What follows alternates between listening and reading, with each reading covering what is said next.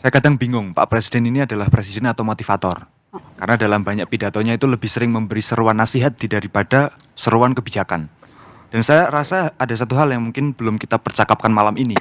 Bahwa beberapa hari terakhir sebelum Pak Dadan ditangkap, percakapan publik kita itu sebenarnya tidak hanya soal MBG. Tapi soal bagaimana krisis itu mungkin akan terjadi.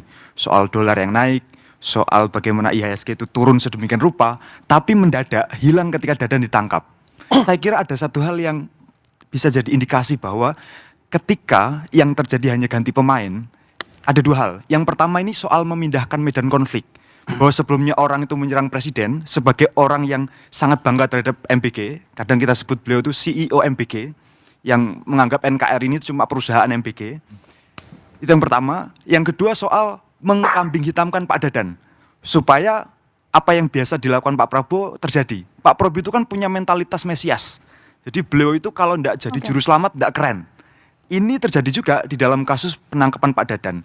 Saya rasa publik patut curiga bahwa jangan-jangan yang terjadi ini cuma pengambing hitaman, cuma penumbalan supaya medan konflik yang awalnya nyerang presiden jadi nyerang ke Pak Dadan. Ya, cuma dikambing hitamkan Pak Dadan kalau kata Tio, Mas Rio. Jadi begini, ketika ada penyimpangan di dalam sebuah program dan itu diketahui oleh presiden dan presiden mengambil tindakan tegas untuk mencopot pejabat yang bersangkutan, saya bingung itu apa bentuk mengkambing hitamkan? Itu bentuk tindakan tegas bahwa presiden tidak memandang bulu.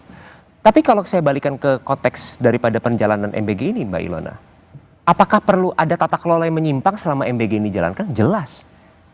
Apakah perlu ada evaluasi menyeluruh? Jelas. Apakah selama ini kita tidak belajar daripada kasus-kasus keracunan yang sudah terjadi? Atau SOP dapur-dapur yang tidak memenuhi SOP-SOP yang sudah dijalankan? Itu betul. Makanya ini merupakan momentum di mana presiden mengirimkan sebuah pesan yang sangat jelas.